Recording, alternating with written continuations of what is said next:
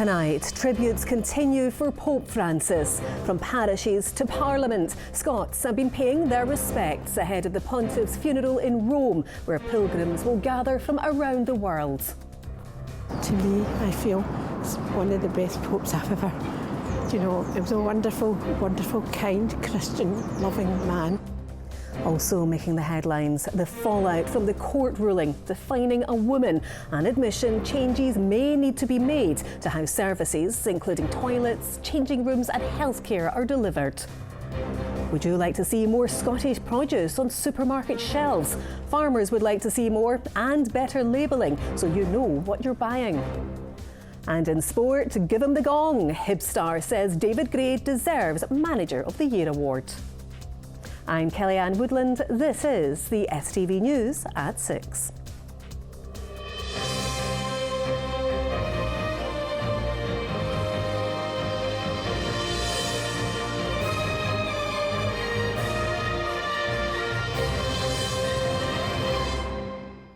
Good evening. From parishes to the Scottish Parliament, prayers and tributes to Pope Francis have continued today as preparations are underway for his funeral.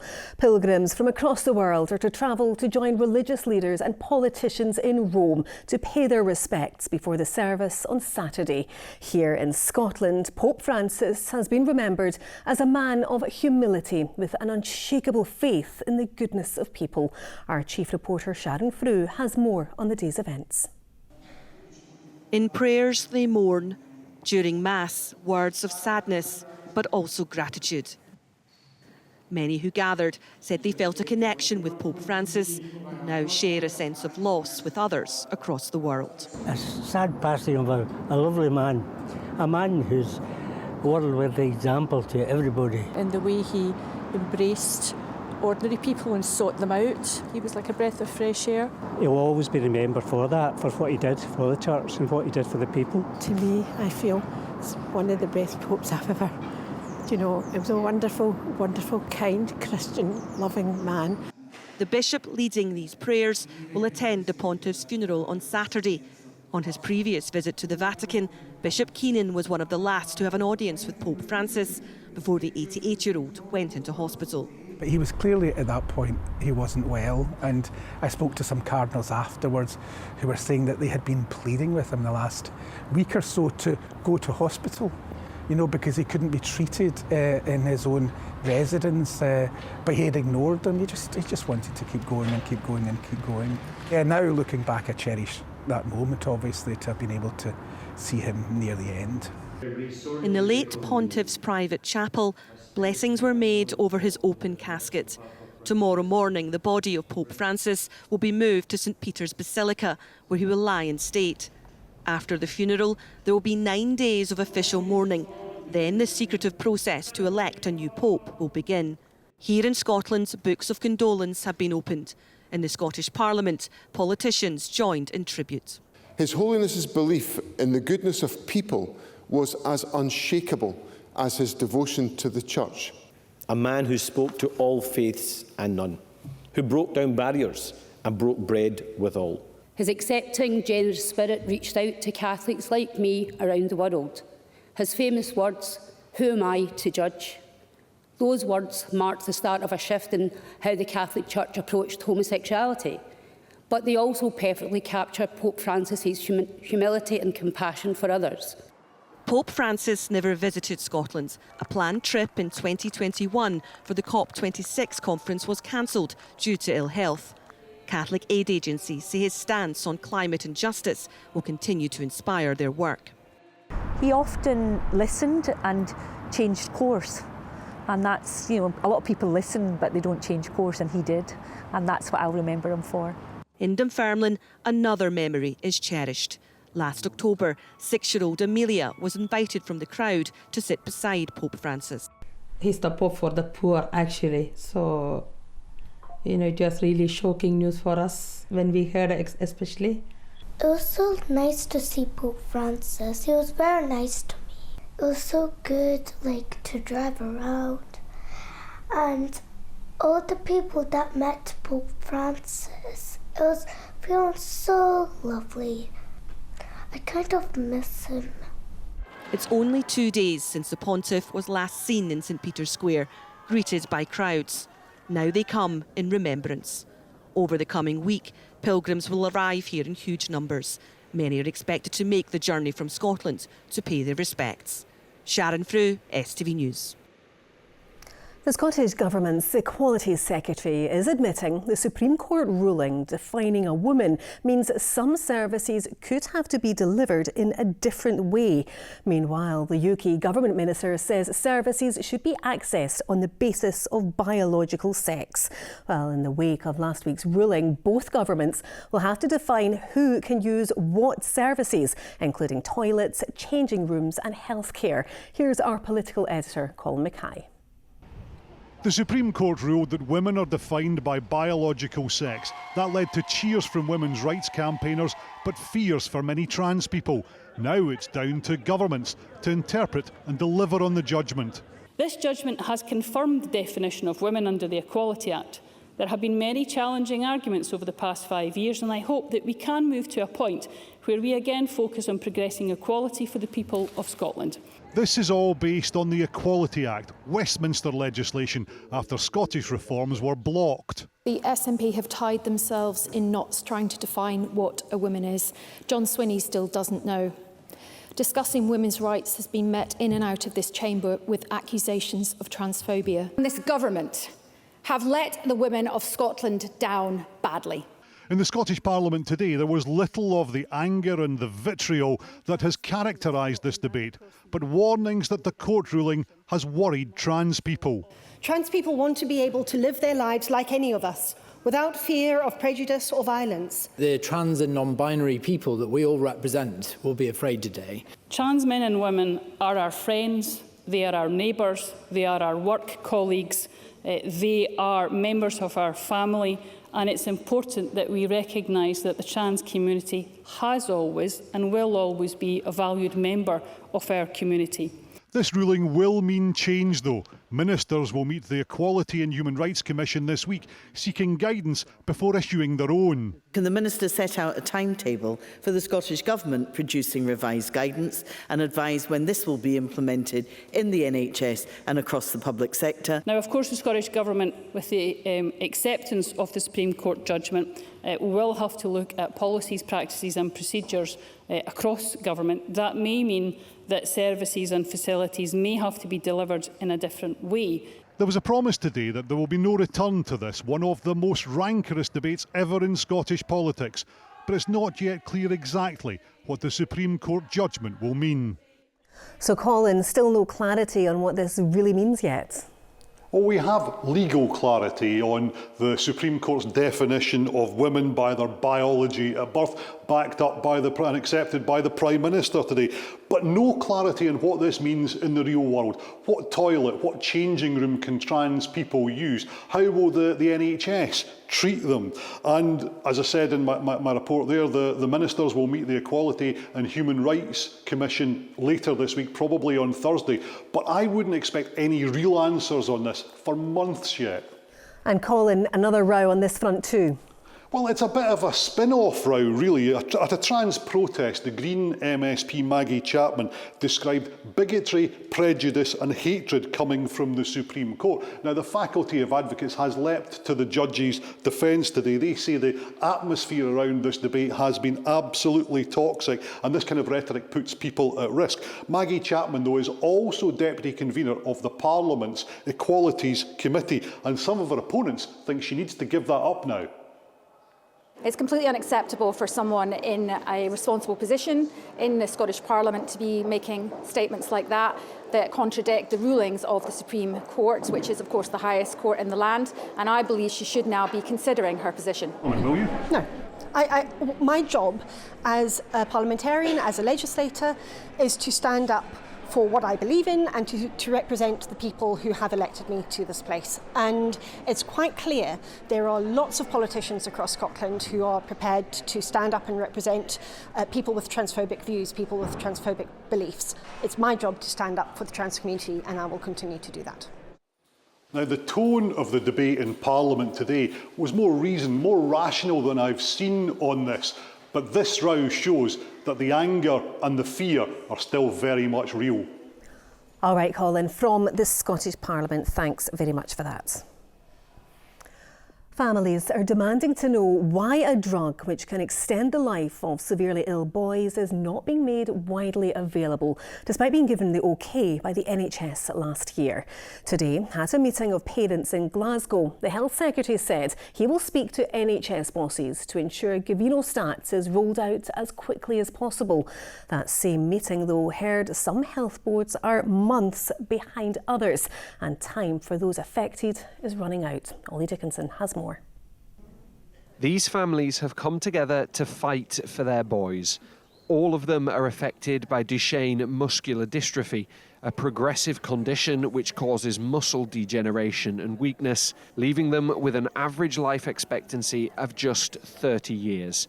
One of them is 7-year-old Michael. You look at your child who, to all intents and purposes, looks a perfect little ball of health, but this is the steadfast trajectory that your child is now on.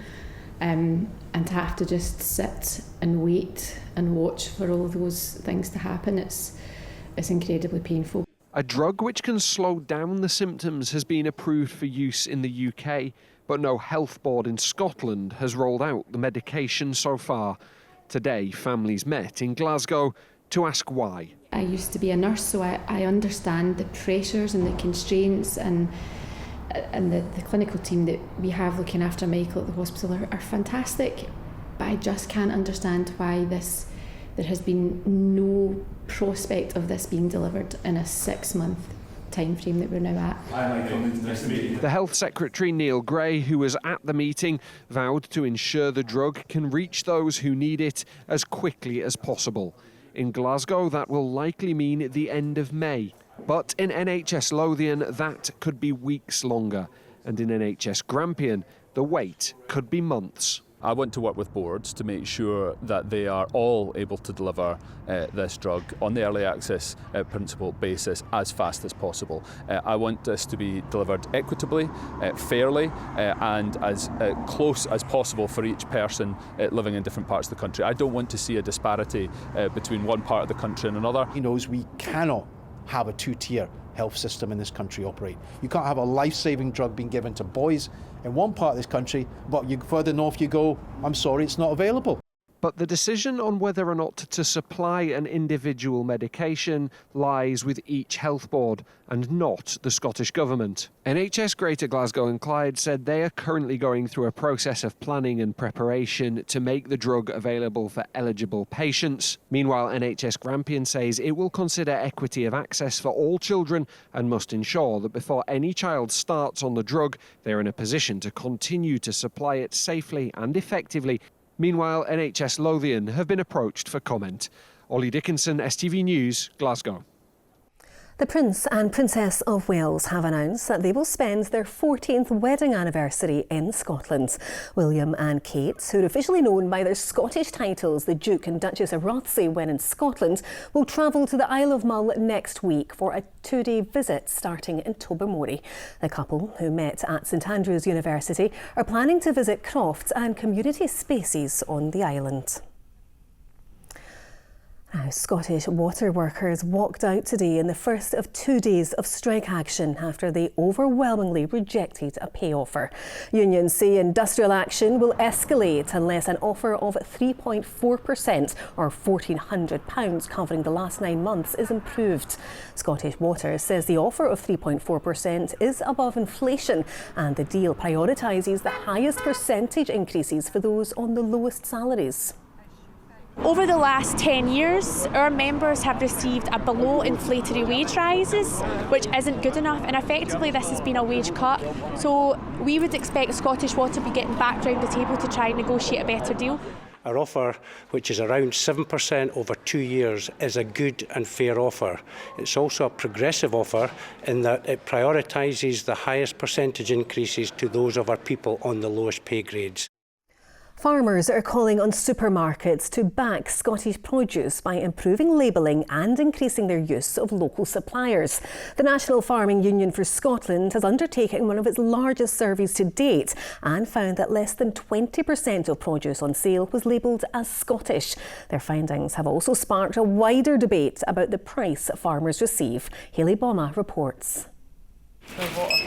Do we care about how much of the food we buy comes from Scotland? Well, according to the Farmers Union, we do, with more than 70% of people saying they would prefer to buy Scottish produce and would pay more to do so. But they say that demand isn't being met by supermarkets. We're disappointed initially to see that only 17% of all brands looked at had Scottish branding on it. So there's a big contrast between retailers. If we could increase the percentage of Scottish produce on our shelves of the supermarkets by 12 percentage points, that would equate to another £500 million worth of Scottish produce being sold across these retailers. That would be a massive opportunity. Shelf Watch has been one of the union's largest surveys to date and looked at a range of products from 8 major retailers. The products most often labelled as from Scottish farms: eggs, beef and milk.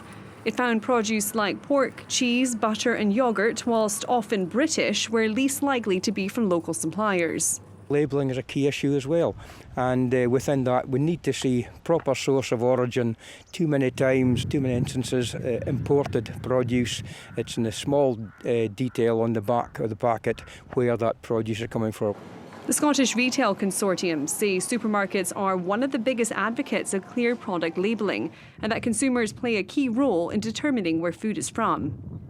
Today's figures have also sparked debate on how much money farmers actually get back for their products, with some arguing that the percentage return is simply too low. We grow up milling oats for oatmeal. Basically, when you work it out, a 30-gram bowl of porridge, it's giving me around about 0.7 pence. If that was increased by 50% to give me a good return on the oats, because we don't make any money on those oats, it would put the cost of the bowl of porridge up to about 1.1 pence. That's not an unachievable thing, and it would mean that we could certainly continue to supply the right product from a Scottish origin. The debate on food prices and local food production is due to continue at Westminster in June. The Scottish Government say they have a programme dedicated to promoting Scottish foods. But for now, farmers say they'll continue to lobby for a fairer deal. Hayley Bomma, STV News. A truck driver who took cocaine before getting behind the wheel has admitted killing a pensioner as he crossed the road. Edward Feely failed to stop at a red light, hitting 84-year-old Robert Shearer Gibb in December 2023. 54-year-old Feely was remanded in custody and will be sentenced next month. 3 men have appeared in court charged with murder after the death of a man in South Lanarkshire. 35-year-old Joe Buchanan died after an alleged disturbance on Spring Hill Street in Douglas in Lanark on Saturday evening. 3 men aged 43, 41 and 21 appeared at Airdrie Sheriff Court. All 3 made no plea and were remanded in custody. Control room workers at Glasgow's Clyde Tunnel, who monitor the road for 24 hours a day, are being balloted for strike action. Staff overwhelmingly rejected a 3% pay offer from local government authority COSLA. The GMB union is calling for a 6.5% increase. Glasgow City Council says it will continue to engage with the union.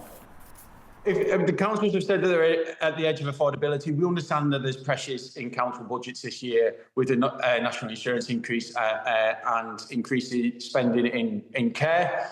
But what we've said is we will join with them to go to Scottish Government and ask for more funding so that they can put a reasonable pay offer on the table, a pay offer that our members might accept. A Glasgow charity tackling loneliness and isolation has opened a new hub in the south side of the city. Give a Dog a Bone helps older adults re-engage with their community and offers older people the chance to make some fluffy friends too. Our reporter Vanessa Taff went along for a blether. I find that's a hook, right, thank you. Barbara is one of many visitors to Give a Dog a Bone in Shawlands. Everyone here has been coming along for dog walks, followed by a well-deserved cuppa and chat. The companionship It's handy for me, the friendship, and I like the dogs. Well, some of the dogs I like. I just came across it by accident, just passing here. So I found out about the dog walk, which I go every week. So and it made me feel very welcome. Because I always had dogs, but I'm 81 now and I'm not in too great health, so I haven't managed to get another dog. So it's great coming here. I come here every Tuesday for the dogs. Today is the grand opening of the charity's new hub. Their original space opened in 2018, but its success has led to a bigger and brighter expansion. For people who are maybe feeling potentially lonely or, anxious about coming into a new place, the dogs are a great icebreaker. We've got lovely big windows here, they see the dogs and they think, what is that? And, they're brave enough to take the first steps and say hello. The people who come here have been coming for many years and several times a week. And we also get new people who realise when they come in, this is a safe space for them to make new friends and mix with dogs and learn new skills while they're at it. Well, all the dogs here aren't looking for a home, they're just looking for a friend like Bonnie here. And this service is open to anybody of any age. There are a number of activities on offer, but best of all, there's always a fluffy pooch on hand to say hello. Vanessa Taff, STV News, Shawlands in Glasgow. OK, time to go your sport now with Rahman, and you're starting with news from Hibs. Absolutely. Now, Kellyanne, it's almost that time of the year when awards are handed out both across the men's and the women's game. Player of the Year award, Manager of the Year award. Now, Brendan Rodgers may be on the brink of a treble at Celtic, but over at Hibs, they say their man should get the top prize.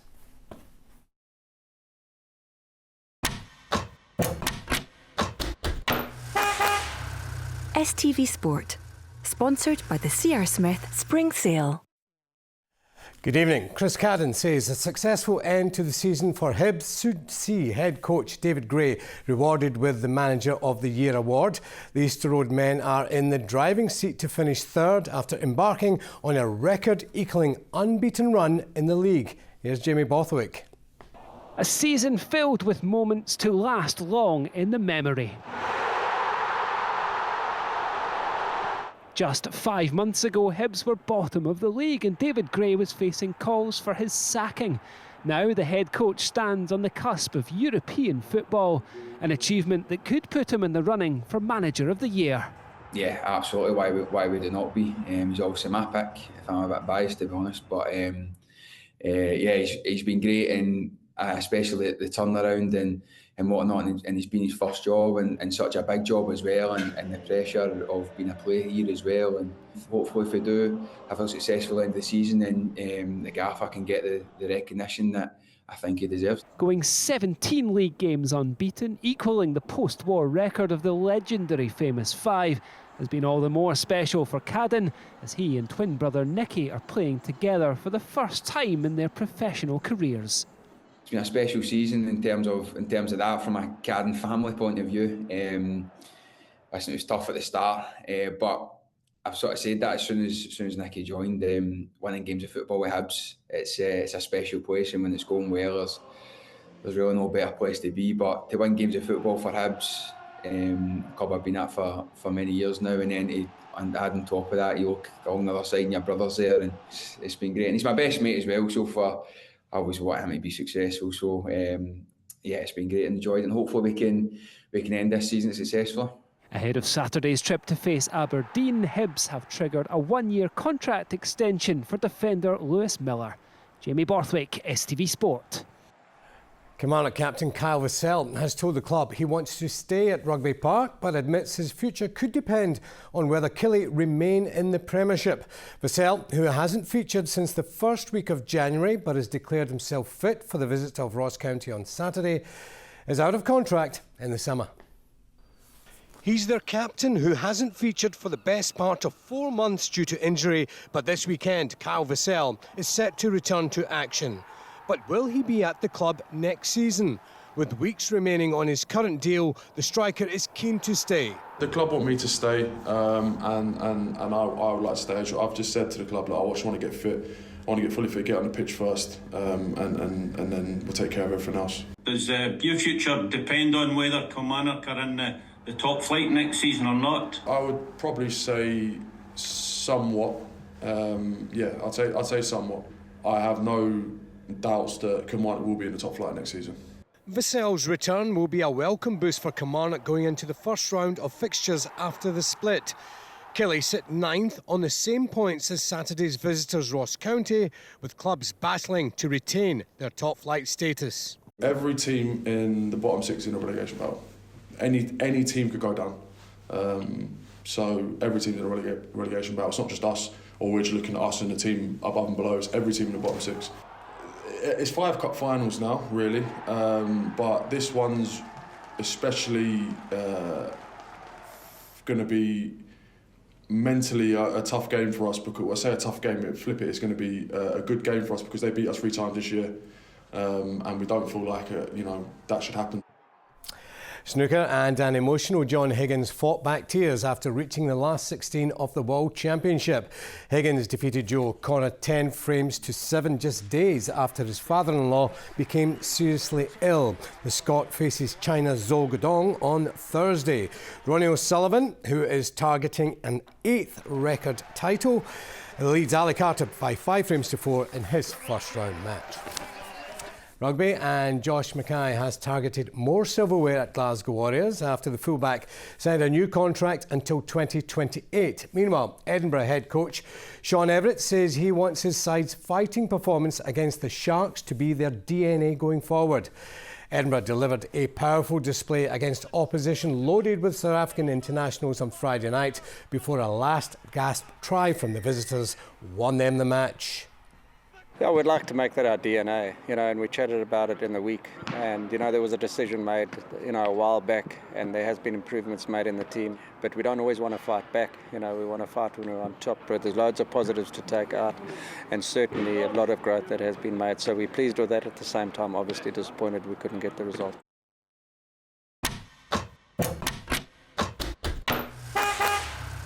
STV Sport, sponsored by the C.R. Smith Spring Sale. And finally, in tennis, Jacob Fairley has qualified for the Madrid Open after defeating Hugo Dellien in straight sets. That's it from me. See you again tomorrow. Kellyanne. All right, Ratman, thank you. OK, let's see how the weather is looking now with Philip. Today sees sunshine, sand, and a spell of bamboo rafting. TUI sponsors STV Weather. Hello and a very good evening to you. Well, our weather is remaining quite changeable at times throughout the rest of this week. Tonight we've got an area of low pressure slipping southeastwards across the UK. That will bring with it some cloud and rain to southwestern parts of Scotland. Tomorrow, though, it's replaced by high pressure building in from the north. So things settling down for a time throughout Wednesday and into Thursday before the unsettled conditions return once again just in time for the weekend. Back to just now though, and any showers that we've seen throughout the course of the day will gradually start to fizzle out. So for many of us it will be a dry night to come, clear skies. Like I said though, we will just start to see some cloud and outbreaks of rain skirting in across parts of Islay and Argyll and Bute through the overnight period. Looking ahead to tomorrow though, a fine, dry and bright start to the day once again for many of us. Once that sunshine's been out for a while throughout the course of the afternoon, it will spark off the odd isolated shower, and those could be quite heavy at times. They're fairly widespread compared to the showers that we've seen today. In the best of the sunshine though, feeling pleasantly warm with temperatures reaching highs of around 15, possibly 16 degrees Celsius. Slightly cooler further east as we hold on to a lot of low cloud. Then looking ahead to Thursday, similar conditions. Again, a lot of low cloud, mist and murk around eastern coastal parts, so temperatures here reaching highs of only 10 or 11 degrees Celsius. Elsewhere though, away from that, plenty of bright and dry conditions and highs of 16 or 17 degrees. Bye-bye. TUI sponsors STV Weather.